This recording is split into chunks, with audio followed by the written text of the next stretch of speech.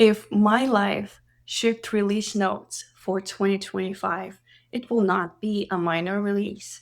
It will be in reality the 2025.0 major refactor from a burnout architecture to well-being first design. In 2025, I quit my job as a director of engineering. I ran my very first marathon. I recharged in a monastery. I rediscovered the joy of coding, the coding for fun, and I started to treat my well being like a production system on fire. So here is my 2025 wrapped: an engineering edition, a mom edition, and a human edition. My life felt like one long Sev 1 incident. Every morning will start with an urgent message, a critical update, escalation upon escalation, a new deadline moved. Let's quickly sync, which was never quick nor async. Sleep was basically a feature that was deprecated, and my nervous system was a permanent incident response mode. And at some point, you stop asking yourself, can I handle this? And you start asking yourself, do I want to live like this? That was the breaking point. The moment that I realized that the system that is failing is not my code base, it's me. And that's when I made the scariest push to production of my life, and I quit my stable job. Quitting was not about being brave. It was about finally acknowledging that my health, my mental health, is not an optional dependency. For years, I sacrificed sleep, exercise, and mental health like nice to have and not like critical infrastructure, but cannot scale or build a system on exhaustion. You cannot be a good listener, you cannot be a great mom, a present mom, or a creative engineer if your body is throwing error codes every single day. So I made the quiet decision of doing well-being first and career second, and everything else had to be redesigned and refactored around that. If you plotted my anxiety level on a chart, and on another chart you plotted my distance run, and compare and contrast them, you'll be amazed suspiciously correlated they were.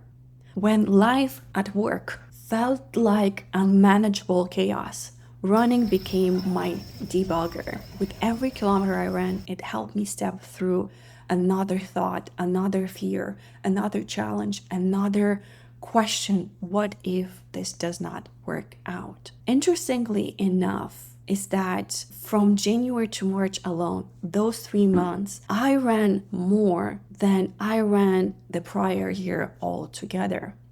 So that basically tells you that I was trying to outrun my anxiety in running shoes. So I decided to do something that was within my control, something that I can control. And I signed up for my very first marathon, a marathon in Rome, Italy. So it was 42 kilometers of pain, self-doubt, and thoughts like, hey, I could be on a beach somewhere right now, to thoughts, I did this. I actually did this. And crossing the finish line was not about the race. It was actually the proof of concept that prioritizing my well-being, this actually might work. Right after the marathon, I did something extremely unlike any tech person would do. I went somewhere where there's no technology and no stable internet connection. A monastery. No laptop, no roadmap, no Jira ticket to work on, no unread Slack messages secretly judging me from afar. Just simple routine, helping elderly people, feeding them, listening to them, and just existing. Being a human being among other human beings. Not being a title or a job description. And for the very first time, it felt like I was shutting down unnecessary services to allow my system to cool down. And I was not optimizing for anything for the first time, and like it felt like eternity. So I was just existing. In June, I unplugged again. This time on a cruise with my family, visiting Bahamas, Haiti, and Jamaica. So again, no laptop, no internet, no keyboard, nada de nada. Just water, sand, caves, waterfalls, and obviously my family. And the version of me that my daughter deserves. Not to give me 5 minutes, sweetie, I am on a meeting, mom, but let's climb this waterfall together and after that get something yummy to eat, mom.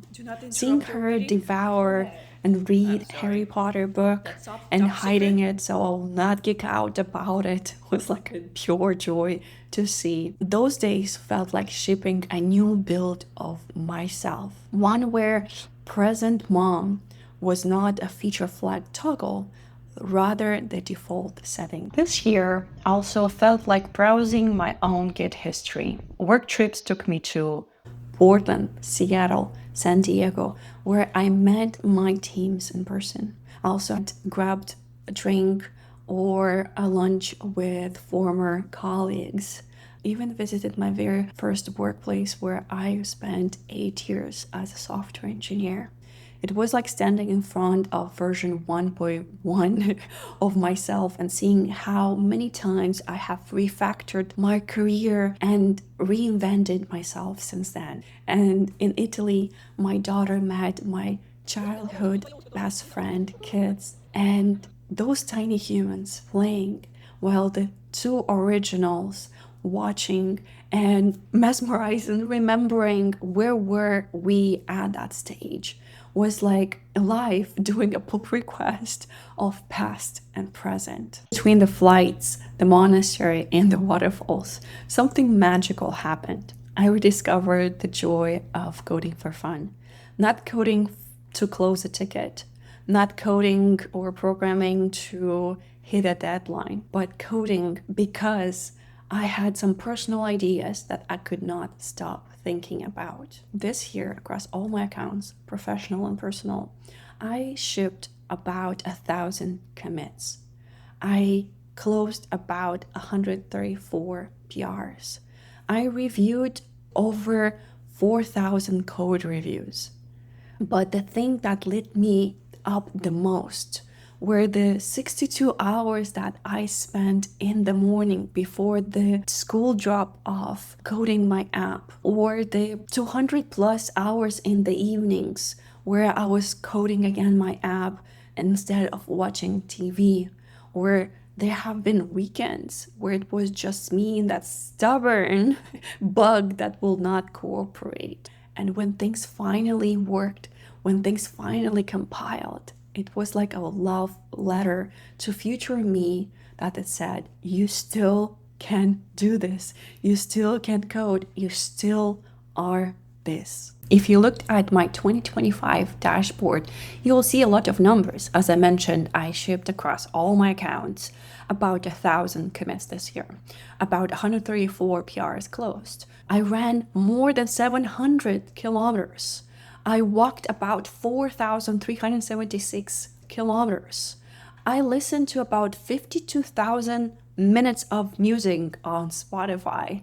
I reviewed about 637 CVs, interviewed about 134 candidates, and I saw so many and being part of so many meetings that I don't care remembering about. I bought 98 books, and in reality, I only read 14, which honestly it still feels good. If we look holistically, I put on about 14 pounds, which is insane for me, and that was all the nervous eating, trying to out-eat my feelings and stuff like that. But those numbers do not tell you the story or the thing that is the most important. What important was not the raw data as I'm mentioning, but the trends that you see. My sleep trend line went up to about 7.4 hours of sleep on average per night. The quality of my sleep went up from about 61 score to about 83 on average. Using my Garmin, I always have it on. Anxiety slowly went down. Runs became less long when I wanted it, but more enjoyable, easier to do, less thoughts to process, or less anxiety and fears to work through. Unplugged days were about 22 days with no internet, no computers, like truly unplugging. The real upgrade was not more output, but better operating system. And even while slowing down, I kept leveling up. I did 3 courses. I survived a machine learning and AI intensive bootcamp while working full time, and that burned my brain in the best possible way. I jumped into a hackathon to build something fun over a weekend. I went to React Miami and soaked in the community energy and reminded myself that I still enjoy being part of that world. It was not about gaining or attracting the most badges for LinkedIn. It was about staying curious and proving to myself that slower, healthier pace can still lead to growth. There's one more part of my 2025 wrap that I want to talk about, and that is joy. Because it wasn't just running and refactoring that kept me going this year. It was music, concerts, joy, and a few absolute dream come true moments. I went to concerts that teenage me will never believe it. I went to Shakira, Laura Pausini, Ozuna, Daddy Yankee, and so many more. And a few nights where my voice failed, did not survive, but my soul soared. For a few hours, there were no tickets, no sprint boards, no responsibilities, and just singing badly and dancing boldly and reminding myself that I'm a human being before I'm a software engineer. And then there were this wild, is this real life moment. I ran side by side, stride by stride, with gold medalist Johan Blake, one of the fastest person on earth. To be exact, he's the second fastest person on earth. I would never, ever, ever would have dreamed of that being reality, of me running next to this gold medalist. It just blew my mind. I got a personal note from Daddy Yankee, an artist that I listened on repeat as a teenager. So teenage me would not believe this is reality. It would probably think that I am dreaming. These tiny pieces, these magical moments, did not show up on any of my dashboard, but they mattered. They reminded me that well-balanced out life has room for hardworking and joyful moments, for deep focus, and for that ridiculous fun girl moments. So that's my 2025 wrapped. A year that started like a production incident and slowly turned into a redesign. From firefighting every day to treating my health like critical infrastructure. From running away from stress to running towards joy. From coding on empty to coding on purpose. Next year, the journey continues, literally, on the Camino de Compostela, one step, one thought, one story at a time. If your life feels like a Sev 1 right now, maybe this is your sign. It's okay to pause, refactor, and design a version of you that doesn't constantly crash.